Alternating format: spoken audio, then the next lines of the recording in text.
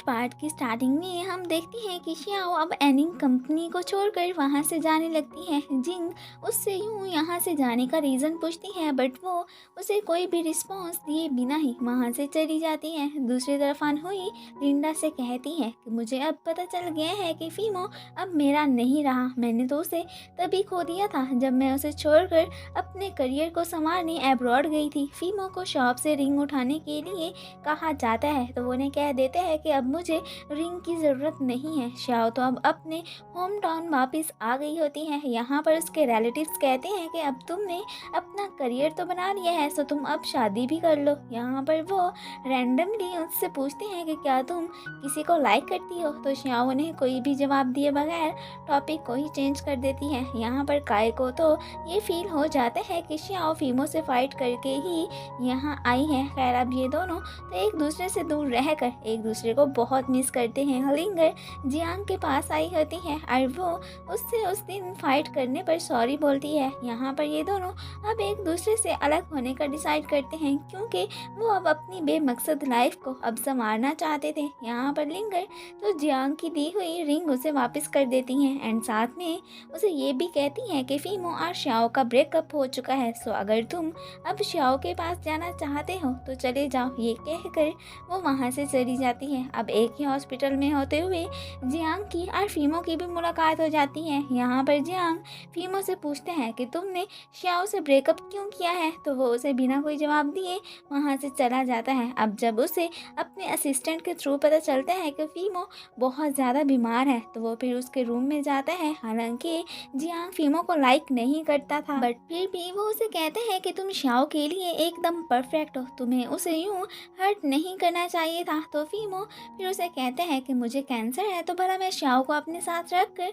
क्यों हर्ट करता। जियांग तो यहाँ पर उसे यही एडवाइस देता है कि तुम्हें एक दफ़ा ज़रूर अपनी बीमारी का श्याओ को बताना चाहिए ताकि फिर श्याओ खुद ही आगे फैसला कर सके कि उसे अब क्या करना है। ये कहकर वो फिर वहाँ से चला जाता है। फिर जियांग हनहुई से मिलने आता है और यहाँ पर वो उसे बताता है कि अब मैं हमेशा के लिए या हुआ को छोड़कर जा रहा हूँ। यहाँ पर ये दोनों तो अब इस बात पर पछता रहे होते हैं कि उन्होंने अपने करियर की खातिर अपने प्रीशियस लव को खो दिया, जिन्हें अब वो कभी भी वापस नहीं पा सकते। अब जियांग जब ऑफिस में से जाने लगता है तो यहाँ पर लिंगर उसे उसके फ्यूचर के लिए बेस्ट ऑफ लक कहती है। दूसरी तरफ ली तो फीमो को कहता है कि तुम्हें अब श्याओ को सब सच सच बता देना चाहिए। और तभी फीमो की तबीयत अचानक ख़राब हो जाती है तो डॉक्टर्स आकर फिर उसे देखने लगते हैं। जियांग तो श्याओ से मिलने उसके घर आ गया होता है और यहाँ पर वो उससे अपोलोजाइज करते हैं कि पास्ट में मैंने तुम्हारे साथ अच्छा नहीं किया था। काई तो उसे वहाँ देखकर उससे फाइट करने लगता है तो तभी श्याओ आकर उसे ये सब करने से मना करती हैं और वो जियांग को लेकर फिर दूसरी साइड पे चली जाती हैं। यहाँ पर श्याओ तो उसकी की गई गलतियों पर उसे माफ़ कर देती हैं। अब ये दोनों ही अपने अपने पास्ट को भूलकर अब आगे बढ़ने का डिसाइड करते हैं। जियांग यहाँ पर श्याओ को फीमो की बीमारी का बता देता है तो इस बात से वो बहुत परेशान हो जाती है। ली तो अभी भी फीमो को श्याओ को सब सच सच बताने पर फोर्स कर रहा होता है तो अब आखिरकार वो श्याओ के पास जाने का डिसाइड करता है। श्याओ तो घर आकर अपनी तैयारी करके फीमो के पास जाने लगती है। अब उसका फ़ोन घर ही रह जाता है तो उसे किसी की कॉल आती है तो आगे से काई वो कॉल पिक करता है। अब अगले पर्सन ने उसे क्या कहा था वो तो हमें बाद में ही पता चलेगा। श्याओ फीमो के पास जा ही रही होती है कि तभी वो भी यहाँ पर आ जाता है और वो यहाँ पर उसे यूं हर्ट करने पर सॉरी बोलता है। अब उसने तो ये फैसला कर लिया था कि अब वो कभी भी श्याओ को नहीं छोड़ेगा, वो अपना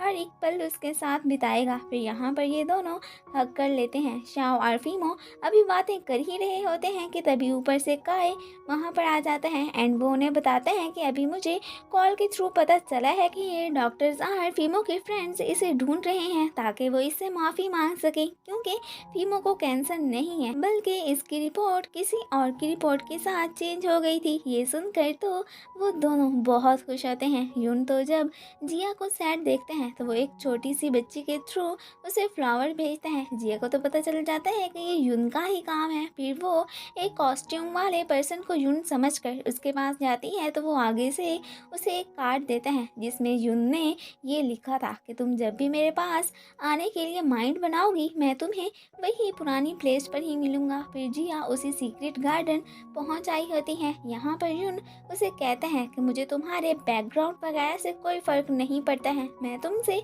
हमेशा ही लव करता रहूँगा। ये कहकर वो उसे शादी के लिए प्रपोज करता है एंड फिर उसे रिंग पहना कर हग कर लेता है। अब चाहे जो भी हो जाए, ये दोनों तो अब कभी भी एक दूसरे से अलग ना होने का ही डिसाइड करते हैं। बाद में जिंग शाओ को ये गुड न्यूज़ देती है कि उसे बेस्ट एक्ट्रेस अवार्ड के लिए नॉमिनेट कर लिया गया है। ये सुनकर वो बहुत खुश होती है और वो ये बात फीमो को बताकर खुशी से उसे हक कर लेती है। मिसिस चेंग और हान हुई की मुलाकात होती है तो यहाँ पर उनके पूछने पर हान उन्हें बता देती है कि शाओ के सब्स्टिट्यूट होने की बात मैंने ही फैलाई थी। यहाँ पर हान उन्हें कहती है कि आपकी वजह से ही मैं फीमो से दूर हुई थी। तो मिसिस चेंग उसे कहती हैं कि मैंने तो बस तुम्हें टेस्ट करने के लिए तुम्हारे पास डायरेक्टर को भेजा था, आगे तो तुम्हारी ही गलती थी कि तुमने अपने करियर की खातिर अपने प्यार को ठुकरा दिया। और वैसे भी फीमो ने तो तुम्हें जस्ट किसी लड़के की सब्स्टिट्यूट समझ के ही डेट किया था और अब उसकी लाइफ में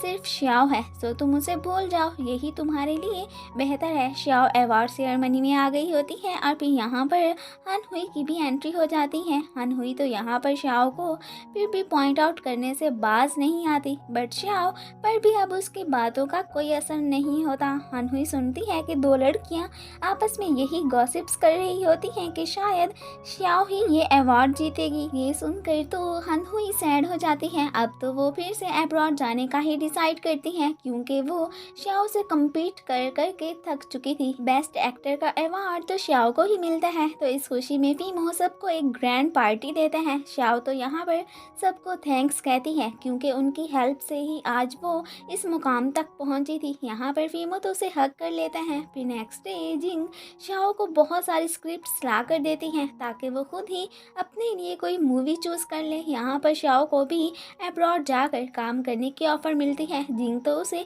यही एडवाइस देती है कि पहले हन को भी यही ऑफ़र दी गई थी, सो अब तुम भी अब सोच समझ कर ही कोई फैसला करना। फीमो तो शाओ को अब्रॉड जाने की इजाज़त दे देते हैं बट शाओ उसे छोड़कर जाने की हक में नहीं होती, लेकिन फीमो उसे ये अच्छा चांस मिस ना करने को कहते हैं। अब जाहिर है वो उसके करियर में रुकावट थोड़ी ही ना बन सकता था। फीमो जब ली को बताते हैं कि शाओ के साथ जिंग भी 1 साल के लिए उसके एजेंट बनकर अब्रॉड जा रही है तो वो भागकर जिंग के पास आता है और वो उसे ऑफिस में से ही उठाकर ज्वेलरी शॉप पर लाता है। वो उसके लिए एक बहुत ही ब्यूटीफुल रिंग खरीद कर उसे शादी के लिए प्रपोज करता है एंड यहाँ पर वो दोनों किस कर लेते हैं। शाओ जब बाद में जिंग को रिंग पहना देखती है तो वो फिर उसे कॉन्ग्रेट्स कहती है कि फाइनली जिंग भी अब रिलेशन में आई है। जब यहाँ पर शाओ को जिंग बताती है कि फीमो ने भी तुम्हारे लिए रिंग बनवाने का ऑर्डर दिया था बट वो अभी तक वो रिंग उस शॉप पर जाकर नहीं ला सके हैं। फिर फीमो जब शाओ को कॉल करके घर आने को कहते हैं तो वो उसे कहती है कि मैं अभी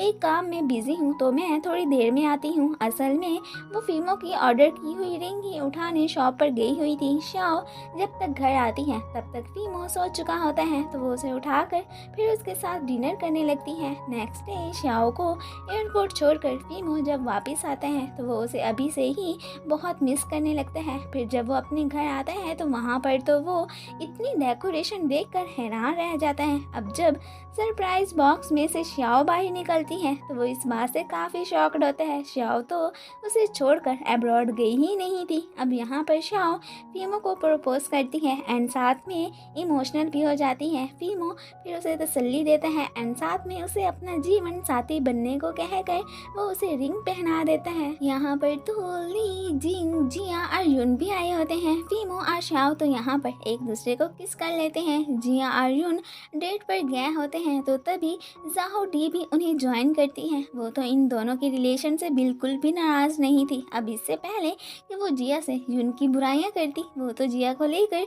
वहाँ से चला जाता है। फिर तभी जियांग डी को जॉब के लिए इंटरव्यू देने आते हैं और डी तो उसे अपनी कंपनी में जॉब पर रख लेती हैं। फीमो और शाओ बीच पर वेडिंग शूट करवा ही रहे होते हैं कि तभी फीमो पानी में गिर जाता है तो श्याओ फिर उसकी जान बचाती है। अब यहाँ पर श्याओ जब फीमो को किस करती है तो तभी उसे ये अपने पास्ट के सीन्स याद आने लगते हैं कि एक्चुअली में पास्ट में श्याओ ने ही उसकी जान बचाई थी और जो उसने श्याओ के शोल्डर पर जो निशान देखा था वो श्याओ ने हन की नकल में ही अपने शोल्डर पर बनवाया था और वो तो उसे असल समझ बैठा था और उस निशान वाली लड़की की तलाश में लग गया था। और जब उसने वो निशान हन के शोल्डर पर देखा था तो तभी वो उसे वही लड़की समझ बैठा था जिसने उसकी लाइफ बचाई थी और वो फिर उससे डेट करने लग गया था। अब तो फीमो को ये सारी कहानी समझ आ गई होती है तो वो इस बारे में श्याओ को बताता है एंड साथ में वो उसे किस भी कर लेते हैं। सो फाइनली श्याओ ही उसका पहला और आखिरी प्यार था और फिर इसी के साथ ही